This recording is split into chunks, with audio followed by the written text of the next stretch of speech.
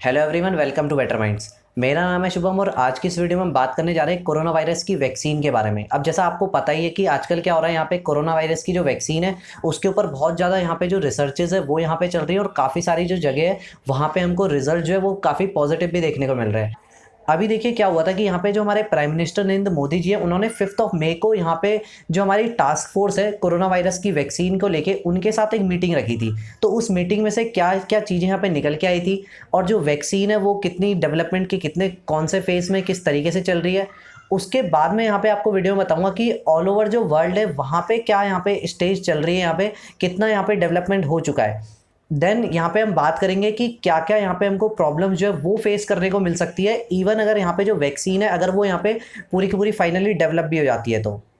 और सबसे इंपॉर्टेंट बात, यहाँ पे आप वीडियो को बिल्कुल भी स्किप मत कीजिएगा क्योंकि यहाँ पे मैं आगे जाके वीडियो में एक बहुत ही एक इंपॉर्टेंट जो एक रिसर्च है उसके बारे में आपको यहाँ पे बताने वाला हूँ कि किस तरीके से वो रिसर्च हो रही है और कितनी आगे तक हम उस रिसर्च में जो है वहाँ पे पहुँच चुके हैं। तो चलिए स्टार्ट करते हैं हमारी वीडियो को। अब यहाँ पे सबसे पहले बात करते हैं कि जो मोदी जी ने क्या किया था यहाँ पे 5 मई को जो हमारी टास्क फोर्स है कोरोना वायरस के लिए उनके साथ एक मीटिंग रखी थी, जहाँ पे कि बहुत सारे जो टीम के बहुत सारे जो बड़े बड़े जो मेंबर्स हैं वो यहाँ पे आए थे। तो वहाँ पे क्या हुआ, काफ़ी सारे जो टॉपिक्स हैं उनके ऊपर बात हुई, जैसे कि कोरोना वायरस की वैक्सीन के ऊपर बात हुई थी, रिकवरी का जो किस तरीके से हो रही है और उसके बाद यहाँ पे टेस्टिंग का क्या हिसाब चल रहा है, इन सब चीज़ों के ऊपर यहाँ पे बात हुई थी। अब जब यहाँ पे मीटिंग खत्म हुई थी तो उसके बाद गवर्नमेंट की जो ऑफिशियल स्टेटमेंट आई थी वो यहाँ पे क्या थी कि उन्होंने यहाँ पे बताया कि 30 से ज़्यादा जो वैक्सीन्स हैं उनके ऊपर यहाँ पे रिसर्च चल रही है और ऑलमोस्ट जो 4 हमारी जो वैक्सीन्स है, ये मैं इंडिया की बात कर रहा हूँ, यहाँ पे ऑलमोस्ट जो 4 वैक्सीन्स है वो यहाँ पे अपनी फाइनल स्टेज पे है अभी यहाँ पे।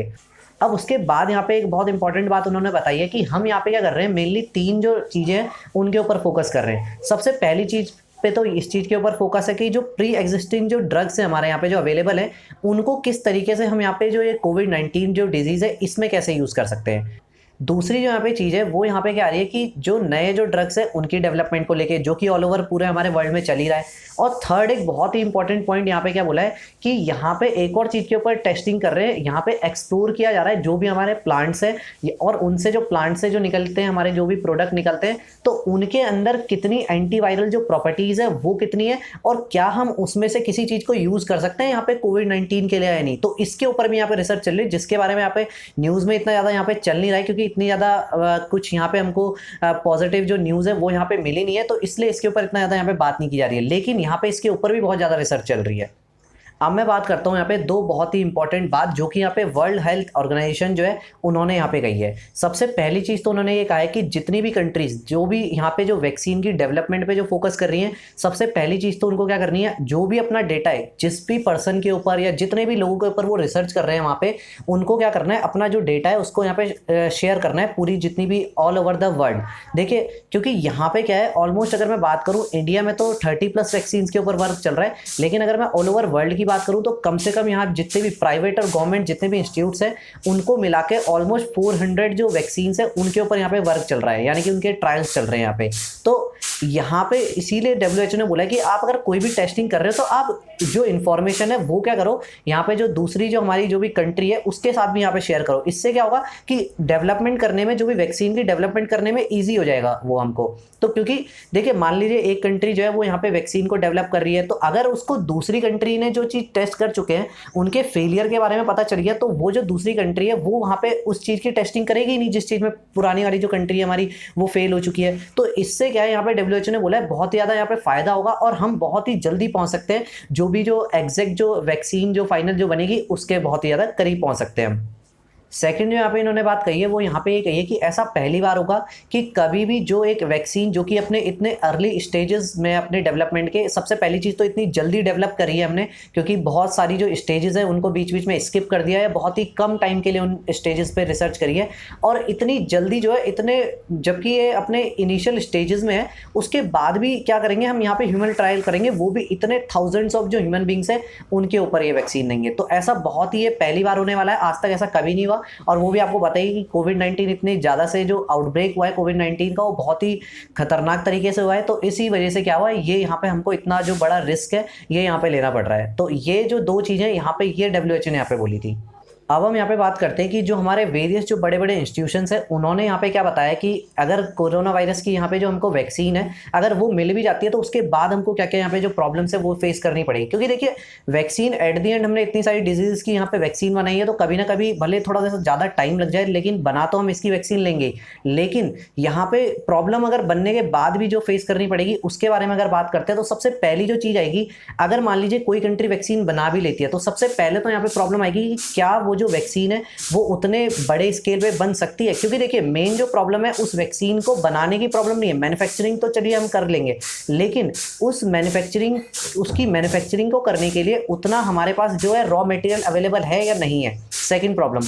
अब आते हैं यहाँ पे थर्ड प्रॉब्लम पे। थर्ड प्रॉब्लम यहाँ पे आएगी उसको एक्सपोर्ट करने को लेके कि इतने बड़े स्केल पे हम उसके बाद यहाँ पे एक्सपोर्ट किस तरीके से करेंगे। तो यहाँ पे सबसे मेन चीज़ है कि यहाँ पे पूरी की पूरी हमको ऑलरेडी जो है यहाँ पे WHO को पूरी की पूरी स्ट्रैटेजी बनानी पड़ेगी कि किस तरीके से अगर बन जाती है तो कैसे हम वर्क करेंगे। ऐसा ना हो कि वैक्सीन बनने के बाद भी यहाँ पे जो है हमको कोई नई यहाँ पे जो प्रॉब्लम है वो फेस करनी पड़े। नेक्स्ट अब मैं बात करता हूँ यहाँ पे, अब देखिए होता क्या है, अगर मान लीजिए यहाँ पे हमने एक्सपोर्ट अगर कर भी दी किसी कंट्री में, उसके बाद एक और प्रॉब्लम आती है क्योंकि हर कंट्री के अपने अलग अलग जो होते हैं डिफरेंट यहाँ पे रूल्स है फार्मास्यूटिकल्स जो चीज़ें होती है उनको लेके। तो अब यहाँ पे क्या है, हर कंट्री का अपना अलग अलग रूल है, तो कोई कंट्री एक्सेप्ट इसको करती है, दूसरी कंट्री इसको नहीं एक्सेप्ट करती। तो यहाँ पे इस चीज़ का क्या इशू रहेगा, ये भी यहाँ पे बहुत ज़्यादा देखने वाली बात होगी। तो इसके ऊपर प्रॉपर एक ग्लोबल जो वो है यहाँ पे ये डिसीजन लेना पड़ेगा कि किस तरीके से चीज़ें वर्क करने वाली यहाँ पे। तो यहाँ पे जितने भी लोग हैं, जितने भी बड़े बड़े हमारे इंस्टीट्यूशंस हैं, वो यही कह रहे हैं कि यहाँ पे पहले से ही यहाँ पे प्रॉपर एक गाइडलाइंस बनानी पड़ेंगी हमको, प्रॉपर इसके ऊपर एक मैनेजमेंट सेट करना पड़ेगा प्रॉपर कि किस तरीके से चीज़ें वर्क करेंगी, कि ताकि जब यहाँ पे वैक्सीन अगर बन जाती है तो किस तरीके से यहाँ पे काम करेंगे यहाँ पे। अब जैसा कि मैंने आपको अभी बताया था कि यहाँ पे WHO ने बोला है कि डेटा शेयरिंग को लेके कि सबको डेटा शेयर करना पड़ेगा यहाँ पे, इसमें भी एक बहुत बड़ी यहाँ पे प्रॉब्लम है। अभी आप देख रहे होंगे कि जो USA है वो इतना ज़्यादा वर्क कर नहीं रहा है WHO के साथ। इवन उन्होंने यहाँ पे जो WHO है उनकी फंडिंग भी यहाँ पे रोक दी है, जबकि इतना मेजर जो पोर्शन है वो USA से आता है WHO की फंडिंग के लिए, तो यहाँ पे उन्होंने ये भी रोक दिया है। तो यहाँ पे अब देखना ये पड़ेगा इन फ्यूचर की जो USA है वो यहाँ पे डेटा शेयर करता है WHO के साथ या नहीं करता है, या किस लेवल तक डेटा शेयर करता है, ये भी देखने वाली बहुत बड़ी बात होगी। और USA का डेटा शेयर करना बहुत ही इंपॉर्टेंट है क्योंकि USA में बहुत बड़े बड़े यहाँ पे रिसर्चेज होती हैं और काफ़ी ज़्यादा वहाँ पे रिसर्चेज ऑलरेडी चल भी रही हैं और काफ़ी ज़्यादा वहाँ पे पॉजिटिव जो रिजल्ट्स है वो भी देखने को मिल रहे हैं। तो USA का जो डेटा होगा वो बहुत ज़्यादा इंपॉर्टेंट होगा, तो ये भी यहाँ पे देखने वाली बात होगी। अब मैं बताता हूँ यहाँ पे, जो कि मैंने आपको वीडियो की स्टार्टिंग में ही बताया था कि एक बहुत ही इंपॉर्टेंट एक रिसर्च के बारे में। तो यहाँ पे जो इंपॉर्टेंट रिसर्च है ये यहाँ पे हमारी अभी रिसेंटली निकल के आई है यहाँ पे इटली की। अब देखिए इटली में यहाँ पे क्या हुआ है अभी कि उन्होंने अभी रिसेंटली ये क्लेम किया है कि उन्होंने जो है कोविड-19 की वैक्सीन बना दी है। अब मैं यहाँ पे बताता हूँ कि कैसे उन्होंने कोविड-19 की यहाँ पे वैक्सीन बना दी है। उन्होंने यहाँ पे क्या किया है, एक चूहे के ऊपर एक रिसर्च करी है। उन्होंने क्या करा, जो कोरोना वायरस है वो माउस के अंदर एंटर करवाया। माउस के अंदर जब वो कोरोना वायरस एंटर कर गया तो अगेन ऑब्वियस सी बात है वहाँ पे क्या होगा, एंटीबॉडीज डेवलप होंगी,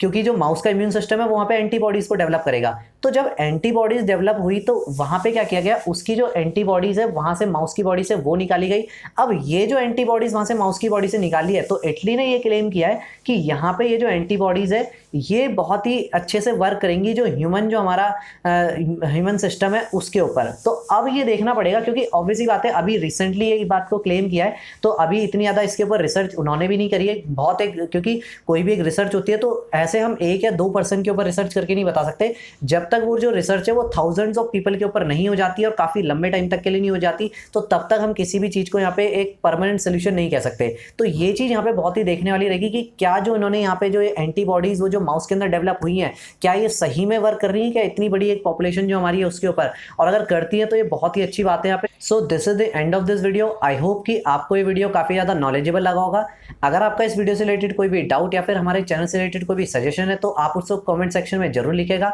मैं आपके डाउट्स का रिप्लाई और आपके सजेशन को इंप्लीमेंट करने की अपनी नेक्स्ट वीडियो में पूरी कोशिश करूंगा। तो चलिए मिलते हैं फिर नेक्स्ट वीडियो में। मेरा नाम है Shubham and thanks for watching.